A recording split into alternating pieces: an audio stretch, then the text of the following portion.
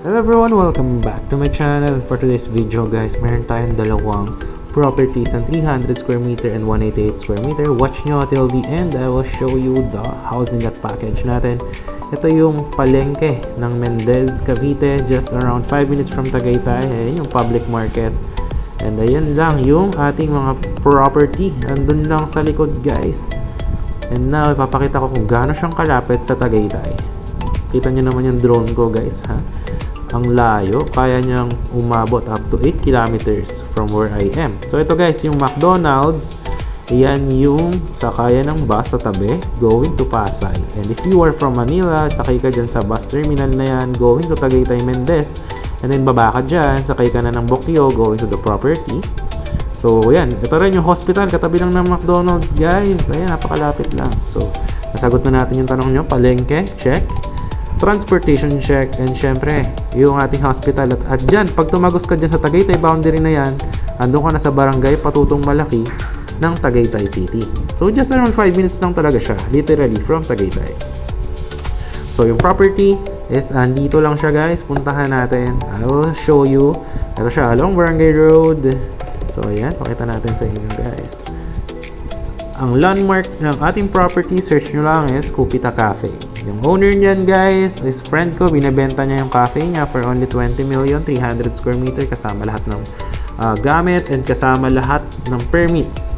And dito guys, may isa tayong client 3 years ago na ginawa natin ng house. Ayan, RFO, 8.5 million. So ayan, pwede natin siya, pwede ba samahan? Nasa akin yung susi ng house nila. So anytime, may mga gamit na rin yan, talagang titiran nyo na lang. So dito naman guys, meron tayo dito ng mga client ko to from Laguna. Ito yung isa guys, bungalow house na ginawa natin. Ayan, 200 square meter yung lote naman ito. Ayan, hindi yan binibenta guys, pinapakita ko lang yung mga nagawa natin before. Pero yan, yung blue house is for sale for only 8.5 million.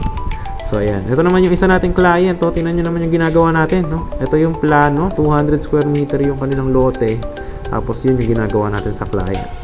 Malapit na rin yung turnover guys, no? So dito naman, ayan, yung White House client natin yan. Tsaka itong isa, yan. Tig 100 square meter lot, tapos house and lot package. Yan. So may water, ano rin sila, kuryente. Ayan. So malapit na tayo guys. Papakita ko sa inyo yung ating mga last 2 slots here, no? Ito yung client natin na kilala ko yung gumawa yung kanilang house. Pagka gusto nyo ng mga ganyang klaseng house, tinayo yan sa 200 square meter. Yung house guys, inabot siya ng around sa mga mahal din.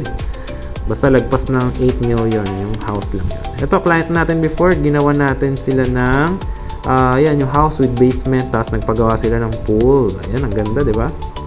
So dito guys, may water connection tsaka kuryente, no? Ayan. So ito yung client naman natin before na ginawa, 200 square meter ang lote niyan. Tapos American style house, may chimney guys. So inabot yan ng 6 million house and lot package na.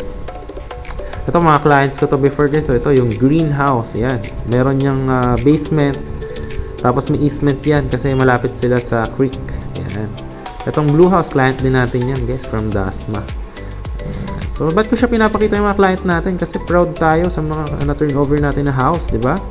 And dito guys, may client ako dito, taga Tagaytay City sila. Ayan, ginagawa natin yung halang house. Ito yung gagawin natin, napakaganda. Ayan, and katabi lang yan guys is nandito na yung 300 square meter natin. Ayan siya guys. If bibili nyo lote-lote, 13k per square meter. If house and lot package naman guys, ito yung plano kong gawin dyan. For only 8 million lang po yan, kasama na yung pool.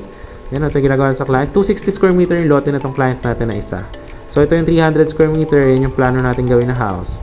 For only 8 million yan guys, so kasama na yung pool niyan. So ito siya guys. Ayan. Ito client natin tong sa tabi guys, taga American citizen. So ito yung 300, napakaganda ng slope ng area. Hindi namin pinutol yung puno kasi ang ganda, mahirap patubuin yan guys. Ito naman yung client natin na ginawa natin before ng house, nagpapa-Airbnb na. Yan, may pool. Yung pool niyan guys, 6x3, inabot niya ng 1 million. Labor materials. Ayan. Tapos, dito naman guys, ayan. Meron tayong client dito yan, 400 square meter yung, 550 square meter ang lote nito. Client ko dyan, yan, open, may langkayan, may jackfruit. Dito guys, ayan. Tapos, nandito yung 188 square meter natin. 186 pala na house and lot package yan. Nililayout na natin guys. So yan, yung may hukay na. May tao tayo naghuhukay dyan kasi lalagyan natin yan ng fence, perimeter. Tapos ito yung plano natin gawin na bahay. Container house, dalawa. Tapos pagharapin natin sila and then lalagyan natin ng bubong, ayusin natin yung loob. For only 3 million, house and lot package na yan guys. Kasama na yung fence, kasama transfer title. Nag-iisa na lang yan. Ang ganda ng shape ng lote niya, no? Tingnan nyo naman. By the way, dun sa 300 square meter, yung 8 million may kasamang pool. Kung walang pool, 7 million. Tapos, yun. Free transfer title naman siya. So, kung lote-lote naman, 13,000 per square meter. Free transfer title din. Okay? So, yun. Yun lang naman yung ating video for today.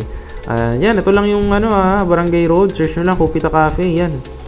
So, yan. Binibenta yan, guys. 20 million. Ayan, napakaganda. Kung gusto nyo, talagang ready for use na. Business, commercial area along Barangay Road. Definitely. Ayan yun, guys. So, yung Kupita Cafe.